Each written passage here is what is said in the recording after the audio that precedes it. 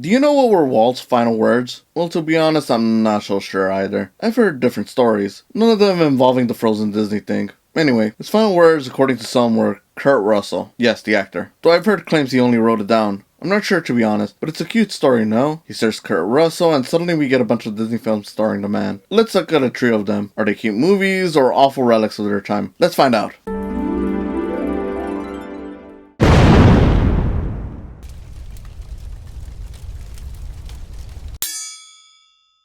Ever wondered who's in charge of what you watch? Well, this movie finds the comedic answer in a chimp that Kurt, here called Scott, keeps. Scott is a young hotshot working as a postman for a TV studio, but when his girlfriend gets a pet chimp, Scott soon realizes that the chimp not only loves watching TV, it predicts which shows will be hits. It's a silly premise, and admittedly, it runs a few minutes longer than it should have, but I'd be lying if I said I didn't have any fun. Sure, part of that is because I love chimps. Oh my god, he's so adorable, I want one! But the movie has enough goofy charm to it to make it a fun watch. Nothing spectacular, mind you, but I did enjoy it for the wacky premise, which someone, can't remember who, referred to it as the original Ratatouille, with Kurt's character taking advantage of an animal's gift for himself. We get shenanigans, including a funny gag in which another postman notices the chimp go by but doesn't bother the chimp as he rides up the screening room. So I can't say I was at all bothered. Would I recommend it? Mostly for younger viewers or those interested in watching old silly movies, which I suppose isn't bad. I'm a little surprised because I assumed this would be a dopey dumb movie, which is why I picked it, but hey, it works. There's no clever satire, at least not until the news gets out about the monkey.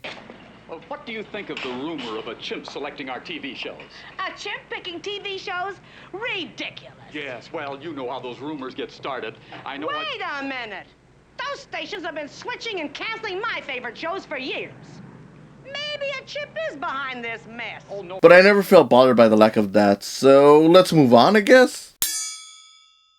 So this is a movie I've heard about for years. Infamous is a perfect example of the kind of dopey movies Disney used to make, and now having seen it, yeah, it definitely lives up to its reputation. To be fair, it's not the worst Disney movie, and I'd rather watch this over Dr. Dolittle, but it's such a boring sit. I know it's only 90 minutes, but it drags. With such a simple premise, it's a wonder how this gets so bloated in plots. Kurt Russell stars as Dexter this time, and his boss last time is his dean this time. After a brief accident, Kurt gains the knowledge of a computer, hence the title. At first, it's a movie about Kurt becoming famous for his brains, resulting in him letting fame get to his head. But about 40 minutes in, he learns not to be a dick. So now there's a decathlon he must be in to win for his school. But he accidentally stumbled into some information on a crime. So Cesar Romero and his gang kidnapped Kurt and I honestly didn't care. Unlike Barefoot Executive, this one lacks a lot of the cute charm.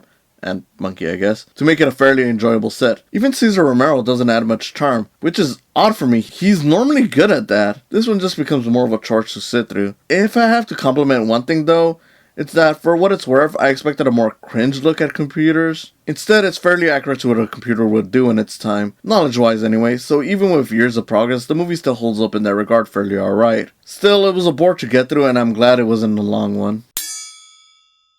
So this time Kurt is Dexter. Wait, is this a sequel? Oh no, it's the third movie. Why didn't anyone tell me before I put all that work in? Never mind. Let's just get to it. So, is it weird that Kurt is still in college?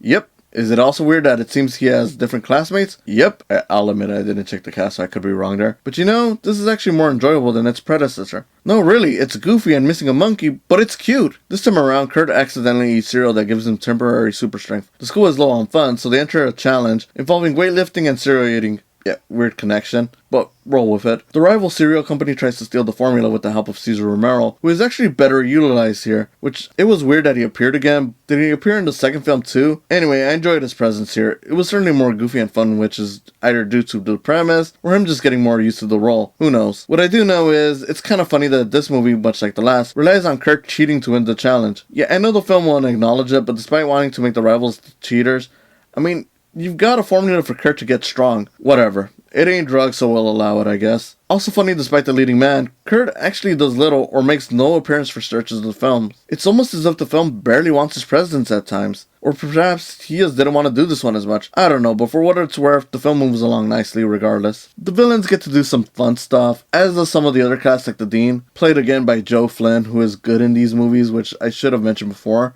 And even though we get a small chunk of the film with Chinese characters and even a Chinese villain, it's surprising it doesn't feel bad in taste. I'm sure there's an issue or two there, but honestly, despite the time period the movie was made in, it never felt like the movie was trying to be mean or racist, nor could I say I saw a questionable choice, besides maybe how the villains hypnotize a character, which I don't know if it's based on any kind of stereotype, but it's a goofy old Disney film that has fun with its premise, and I laughed a few times, so it is the best of the films I saw for this video, and I appreciate that it works without having seen the 2 prior films. So I was already worried I'd have to make another segment for this on racism, but thankfully beyond the final film, and even then not really, this trio of films don't have a lot of materials for me to talk about on that front. So thank you for not making this a trend, Kurt. These movies are probably the least annoying of the ones I've seen so far. Even as dull as Computer Wore Tennis Shoes got, it still had a cute enough idea behind it, and the approach never got annoyingly stupid as some of these go. I'd say The Strongest Man in the World is the best one overall, but I'd be lying if I said I didn't enjoy The Chimp and Barefoot Executive the most. Alright, let's get to some more modern features. The computer wore tennis shoes and a twinkle in his eye. Never met a groovier dude, an electric kind of guy.